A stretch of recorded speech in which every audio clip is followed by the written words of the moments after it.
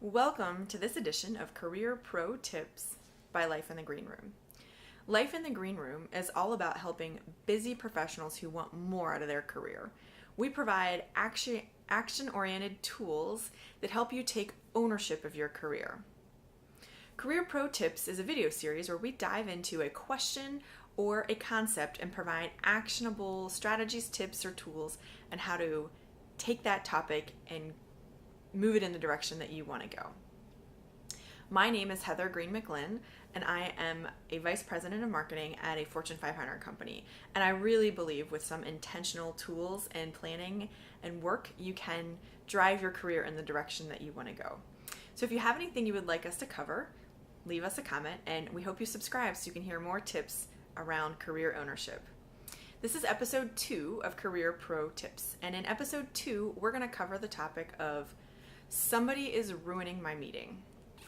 I think that a lot of people can relate to this. They have a meeting and they're trying to get something accomplished and somebody is hijacking it. They're either talking the whole time or they are disrupting the meeting, and in general, they're not letting you get things accomplished. Today, I have 5 different strategies I want you to consider to help you take the ownership back of your meeting.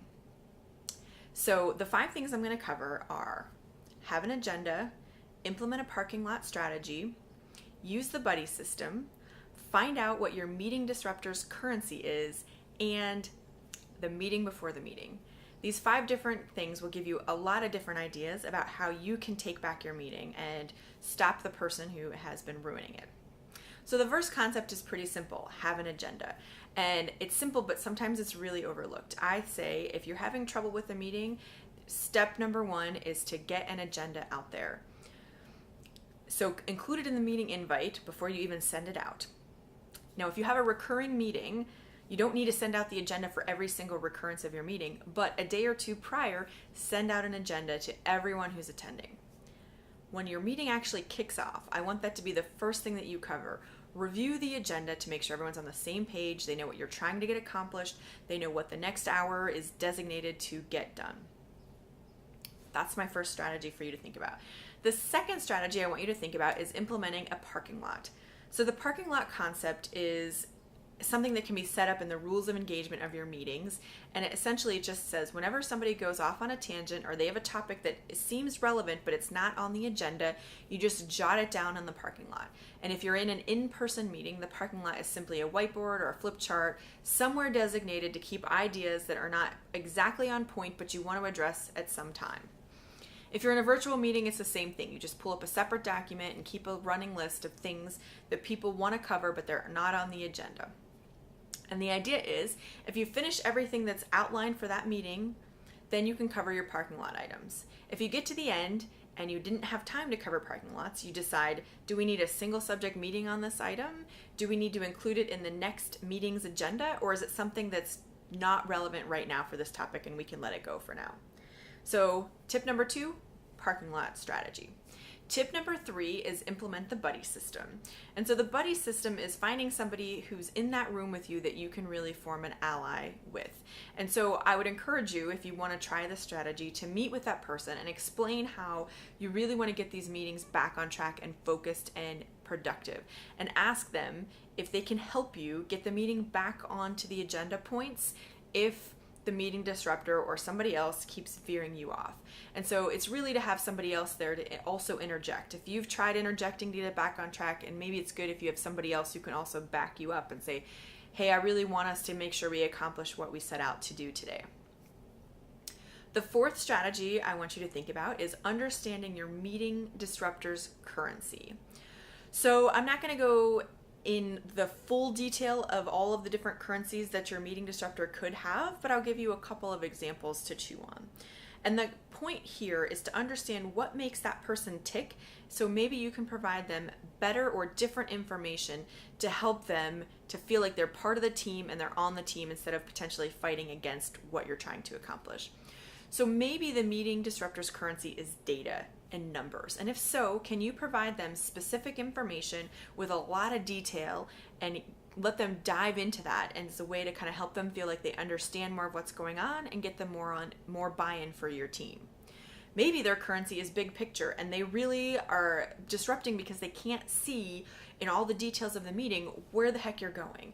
And if that's the case, maybe you need to make some time to just map out high level of a reference point, and you can bring it up often. Hey, this is where I'm going in a big picture. So we're diving down deep here, but it fits into the map overall of where we're going.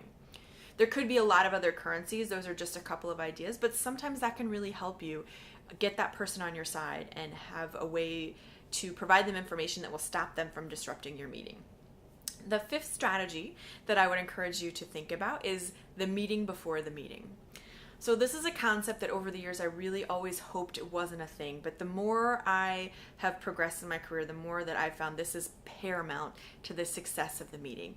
So sometimes the meeting before the meeting means having a session with each key stakeholder and talking to them about what you're trying to accomplish to get their buy-in prior. And so when you meet with them, you want to map out your plan or your goal, figure out where their head's at. Do they have a specific question that's open that you can go answer beforehand? Do they have data they want to see in a certain way? You tackle all of those things. And so when you come in, you're almost having just a recap because everybody's in agreement and everyone's on the same page. So that's a strategy that can often really be effective. Maybe you have to kind of dive in deep with your meeting disruptor and have some sessions with them one-on-one and figure out how you can get their buy-in and help them understand what you're trying to accomplish. So today I've covered 5 different strategies that you can take to help you with a meeting disruptor. We talked about having an agenda, implementing a parking lot strategy, using the buddy system, finding out your meeting disruptor's currency, and we talked about the meeting before the meeting. Now, the last kind of bonus tip is that I would say, please don't try all of these at once. I don't think that's going to set you up for success.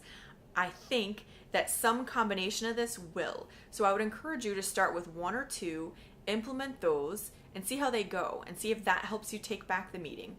And if you have tried them and you still aren't quite where you need to be, you can refine them and tweak them, maybe pull in a third strategy and really find your formula or combination of these that'll help you take back the ownership you need. I would love to hear from you what other tips that you have tried to help when somebody's ruining your meeting. What's worked for you and what hasn't? Leave us some comments below. Until next episode, here's to owning your career journey.